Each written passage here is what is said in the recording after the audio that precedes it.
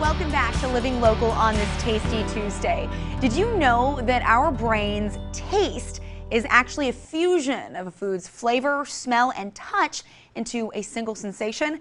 There's a lot of chemistry and art that goes into combining different flavors, textures, and odors to achieve a particular experience with food. Joining me in studio, we have Chef Stephanie Godke. Thank you so much for being here, Steph. Well, thanks for having me here. Okay, so what inspired your love for cooking? Well, my mother didn't ever learn to cook, and so I had to feed my brother and sister.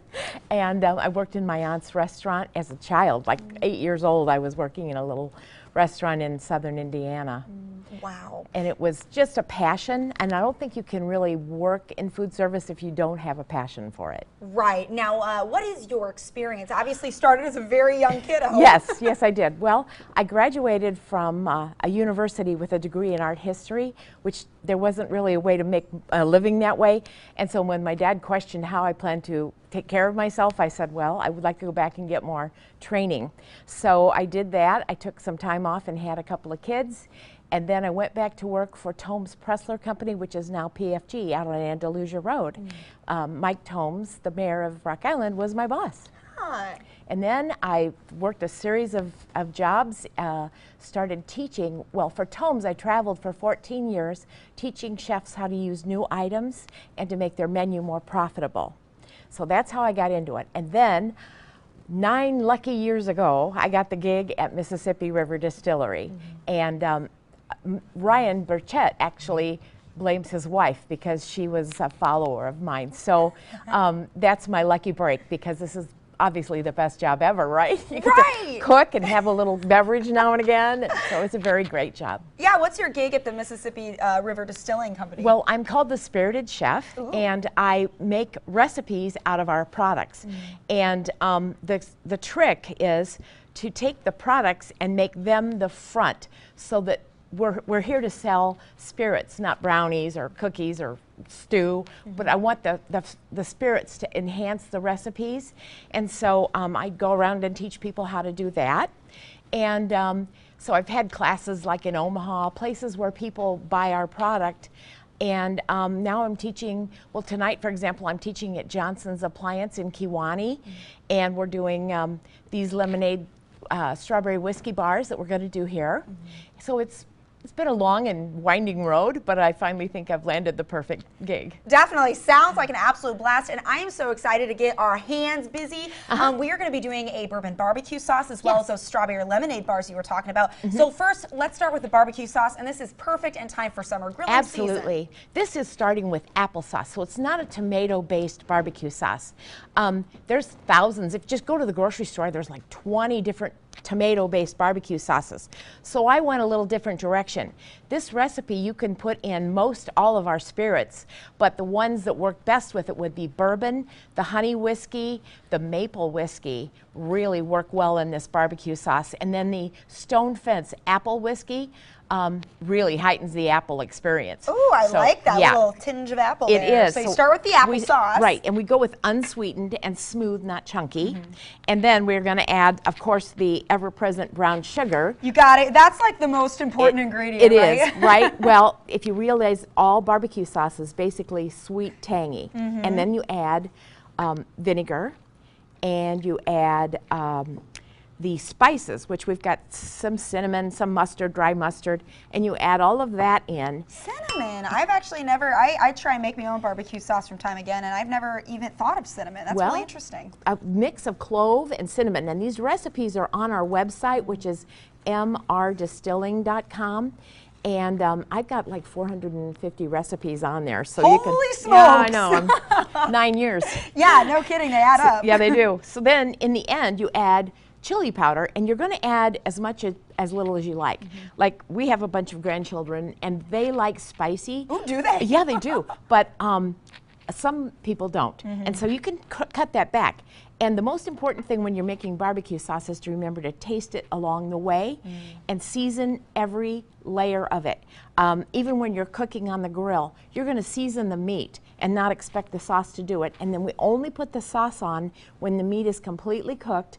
Then we brush it on and close the lid and let it bake on a little bit and get shiny. Ooh. Yeah, it's delicious. So this one, today I thought we'd add a little honey whiskey. All right. So it's going to add a little bit of the honey flavor. We get our honey from a local provider, and just like all of our stuff, we get the ingredients from right around here. And then if you add the maple, you're going to have a very mild maple and apple, which goes very well together. But I finished some sauce for you to try. Ooh, all righty. And it is the honey whiskey.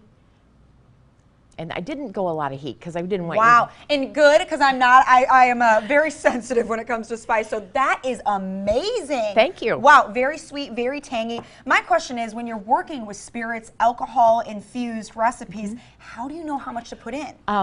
Well, a lot of sampling. I have a couple of good guinea pigs at the house, and I live in the country out by Kiwani, and I make my husband and my son and daughter-in-law and my daughter and son-in-law be my taste testers. When I was doing this for Tomes Pressler, that would have been 35 years ago, my kids would come home from school and say, "What's for dinner?" And I would say, "Well, I was working on this or that recipe." And they go, "Are we going to eat mistakes again?" Darn it. They ate a lot of mistakes. Well, I'm sure that helped you trial and error get to your wonderful recipes now. Right. So that barbecue sauce is excellent. Any type of tips on what that would go well on? Oh, I like it particularly on pork and chicken, but I'm going to use it, I'm using it on ribs today. Anytime you want something that's that spicy, tangy, sweet. So some people even like it on like a turkey burger, things like that, you know, because it adds a lot of flavor to something that might not have a lot of flavor to begin with. Right, sure. Okay, now let's move on to dessert. Okay, so what we're going to do is we're going to spray a 9x13. This recipe fits in a 9x13. Okay. And I've always got emails coming in saying, your recipe doesn't tell me what size pan, because sometimes I know when I look at something how much it's going to fill, but this one fits a 9x13. And what we do is we start, of course, with the basics of butter, sugar, and this recipe starts with a pound of butter. A pound of butter, all right. So these are going to be delectable. And they are. And the good news is they get a little better even the second day because the strawberries are going to break down. Now here's the trick to this one. I make my own vanilla out of our River Pilot vodka. And I order vanilla beans, and then I just slit them and put them in a bottle of the vodka.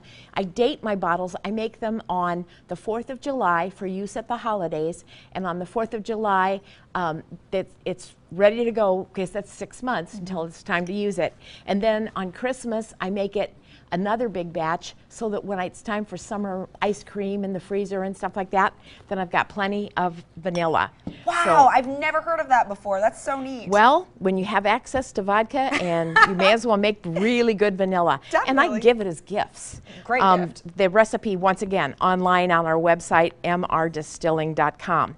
The really kicker in this is the zest and the juice of 2 lemons. Okay. And a lot of people are going to go, wow, that's a lot. It is, but we're going to add some strawberries, and then we're going to glaze these with the strawberry vodka, and strawberries and a little powdered sugar make the glaze. Oh, okay. So the alcohol is in the glaze. It's in the glaze, and when I take any brownies or blondies out of the oven, I give them a little spritz of our alcohol because it makes them moist. Then you've got the smell in there, and it's not cooked out totally.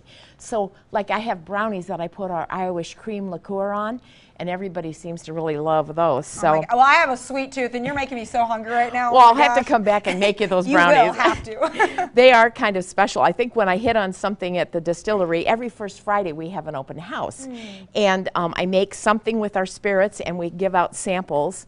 And very, very popular when it comes to chocolate and our Irish cream. And this recipe, the strawberry vodka lemonade bars, really was up. People were coming back and going back and back for more You're like, I've samples. seen you already. You've already had your sample for today. No judgment. No Okay, judgment. yes, I just love that people like it, you know. No kidding, it's right. That's part of the chefing thing is we're always after positive reinforcement. But you're going to add really fresh diced strawberries to make the strawberry in this. So you can imagine if you could do this recipe, and actually the recipe is a derivative of Sean's, our marketing director, has made up a strawberry lemonade, which I made one for here. Ooh. And it's strawberry vodka in good lemonade with a crushed basil leaf, and it's just delicious.